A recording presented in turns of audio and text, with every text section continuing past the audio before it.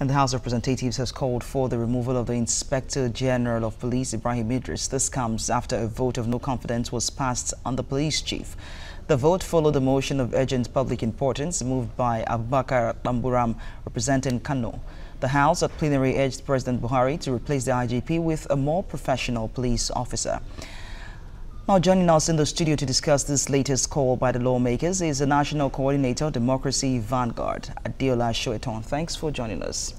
Good afternoon. Thank you. Thank you. They're asking for a more professional officer. What would that mean to you? Well, you know, we are in a democracy, and police force, they have a very big role to play so that this democracy can be meaningful to all of us, because it's based on constitutionalism. So for police to be meaningful and not be a threat to democracy, they must respect law and order, and they must enforce law and order. As it is now, the IG of police, with due respect to his office, has considered himself to a threat to law and order, and of course to democracy. In what way would you say he's done this exactly? Good.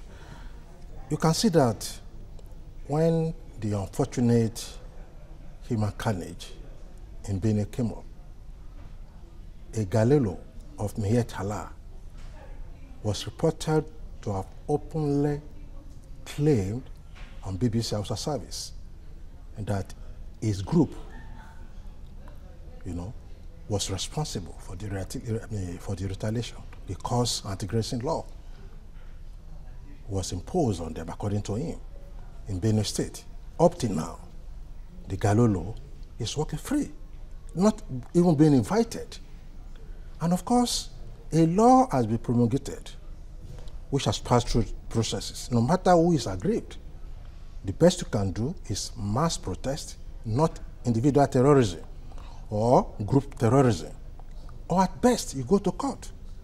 So for a police chief to come out openly to say that because anti-grazing law was being implemented in Benue State, was responsible for the human carnage in Benue and Adamawa is wrong. Because if before that law was enacted, there have been herdsmen, farmers, crisis, which have led to loss of life.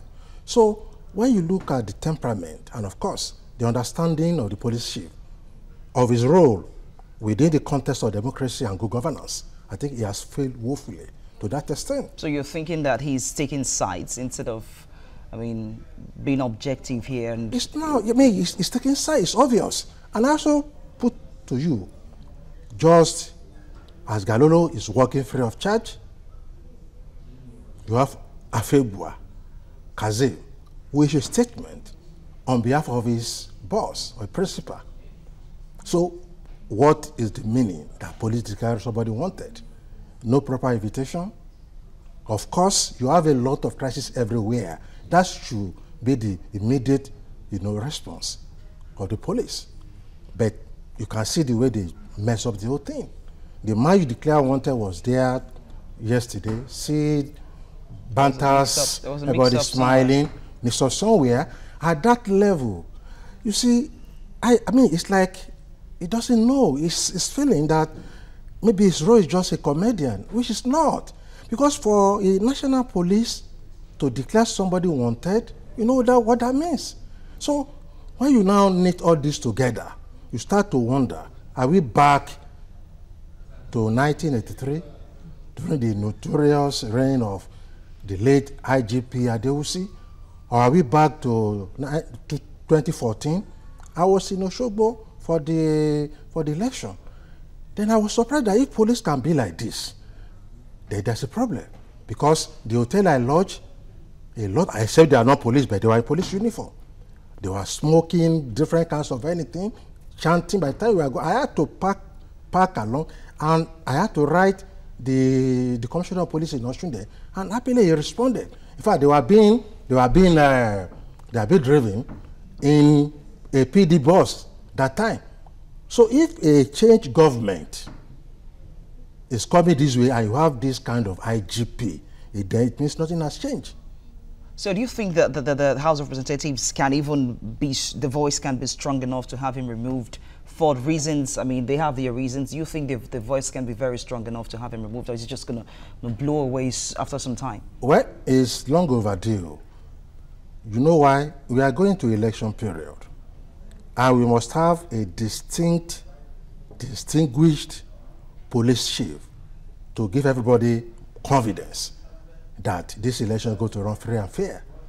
So with all these missteps and conscious act of the police chief, and of course you can see the backlog effect that a PRO of the police, PP PRO, yes, was calling a sitting governor a drowning man. Drowning man. So even if a governor is drowning, is it not within the power of police to help him to get out of the sea or the water? So you can now see the effect. And what that means is that... So it's not just the IGP, it's a general problem with our police force? Yes, because, I mean, to me, the police is the face of the nation. To me, I mean, among the security agencies, is the most important. Is the agency you see everywhere. So when you have that mentality, that psychology of a police chief, then there's a problem to governance, good governance, and of course to democracy. This is where I feel the House of Reps is very right. But you asked me, will the president listen? He will not. Are you certain? He will not. Because he does not even need to go to the rep. He appoints. Immediately you remove. Or the man quits by himself. You imagine a police chief in US or Britain coming out to say because certain law were implemented, that was why people are breaking law. When your job is to enforce law. So in Lagos, a law was enacted against Okada riding. I am not a slave to law, really, particularly bad laws. But we mobilized effectively to the extent that the then governor had to start adjusting and explaining until at least some understanding were met.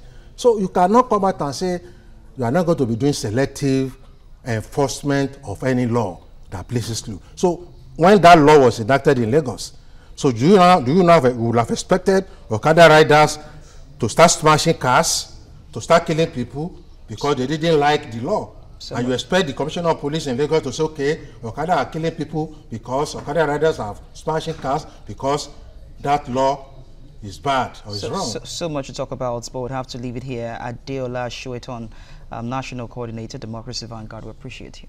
It's my pleasure.